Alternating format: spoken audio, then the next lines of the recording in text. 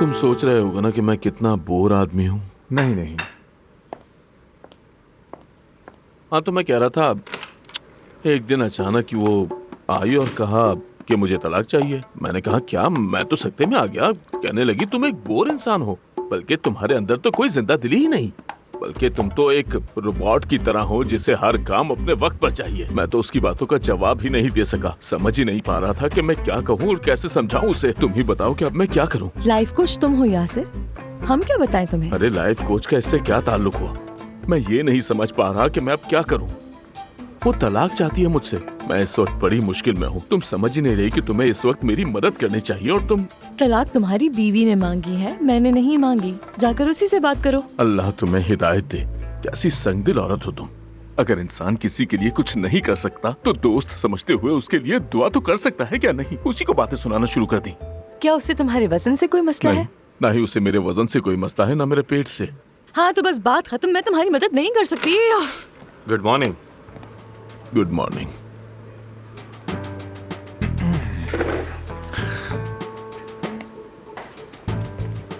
आमिर, ये हॉस्पिटल जितना तुम्हारा है उतना मेरा भी है, इसलिए जरूरी नहीं कि हर क्लाइंट तुम्हारे पास जाए। कोई बात नहीं, होता है। लोग सबसे बेहतरीन के ही पास जाते हैं। वाकई? चलता। Good morning, good morning, good morning. आप लोगों के लिए एक पैगाम है। अफसून ने कहा है कि इसके बाद सारे डॉक्टर्स की मीटिंग होगी। अफसून चाहती हैं या तुम चाहती हो? क्योंकि वो कहीं दिख नहीं रही। उसने मुझसे कहा था, मैं तो बस बता रही हूँ आप सबको। अगर उसे कुछ कहना है तो खुद आकर कह सकती है। मुझसे कुछ कहना है तो मेरे सामने आकर कहे। कहता है कि मैं खुद कहूँ उससे? हाँ बिल्कुल, ऐसा लगता है कि तुम भाग रही हो। वैसे वो ठीक ही कह रहा है। फेस मास्क देना। देती हूँ।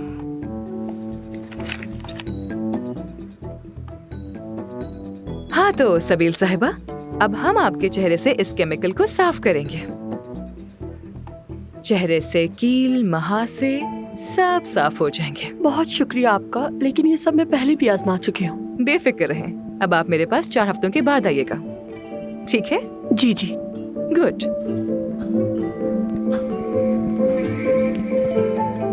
मैं आमिर के पास जा रही हूँ, तुम यहीं पे रहना इनके साथ। ठीक है, लेकिन इस बार किस ना करना। मानूर, तुम्हारे अलावा मुझसे ऐसे और कोई बात नहीं कर सकता, जानती हो ना? हाँ हाँ पता है।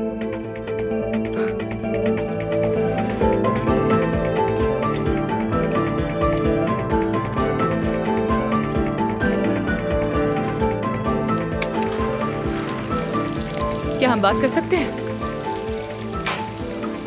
एलिफ, जरा बाहर जाओगी तुम?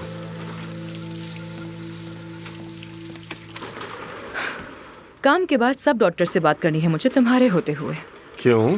कल के लिए सबसे माफी मांगनी है क्या तुम्हें? क्या? बिल्कुल नहीं।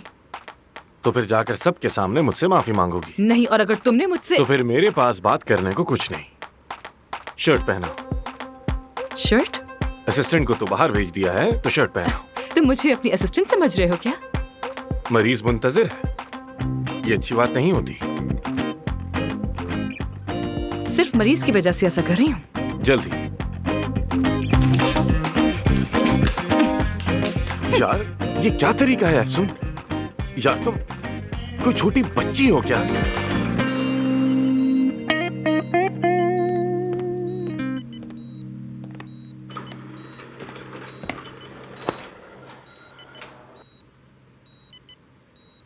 उस औरत को वहां बुलाकर मैंने बहुत बड़ी गलती की थी। जानती हूँ, गलती हुई। और वो किस? वो भी गलती थी, बहुत बड़ी गलती। लेकिन तुम फिक्र बिल्कुल मत करना, दोबारा ऐसा हरगिज़ नहीं होगा। वैसे भी रात गई बात गई। ये तो अच्छा है। अच्छा है? तुम्हें भी मुझसे माफी मांगनी चाहिए। मैंने कहा कि किस कर लो और तुमने मुझे फौरन किस कर ली। इतनी फर्मा बरदारी? हाँ, मैं तो बस तुम्हें बचाने की कोशिश कर रही थी और कुछ नहीं। वो सब तुम्हारी गलती थी तो माफी बनती नहीं है मेरी।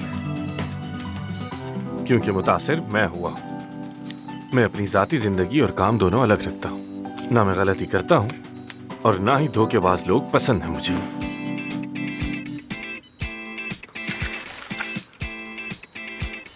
मुझे भी अनापरस लोग बिल्कुल पसंद नहीं है। अगर अपनी अना पर आ जाऊं तो फिर चाहे कोई मेरे पैरों में क्यों ना पड़ जाए, माफ नहीं करती। समझ गए? अच्छा है, कम से कम हम दोनों में एक बात तो मुश्तरक है कि दोनों ही एक दूसरे को पसंद नहीं।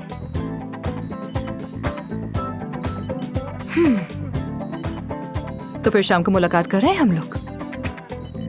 मुझे मसला नहीं,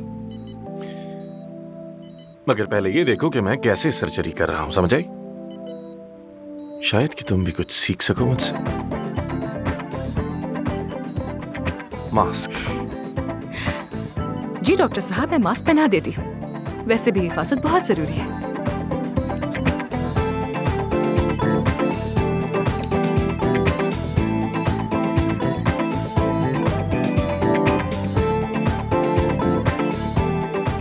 आप तैयार हैं? सर्जरी शुरू करें? शाबाश बेटा, चलो शुरू करते हैं।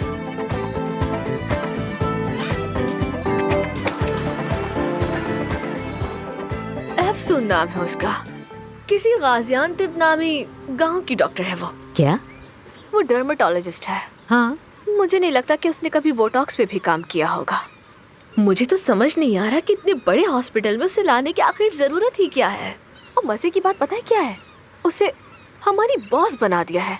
हम तो शॉक्ड हैं। मुझे लग रहा है तुम्हें कुछ गलत फहमी हो गई है। ये भी हो सकता है उसे वहाँ काम को सीखने के लिए भेजा हो, है ना? हो सकता है आपकी बात सही हो, मगर उसे देखकर तो बिल्कुल नहीं लगता कि यहाँ काम सीखने आई है। वो साफ लगता है हॉस्पिटल पे कब्जा करने आई है। यानी वो हमारी एक नहीं सुनती, बस अपनी चलाती है, किसी को खातिर में नहीं लाती।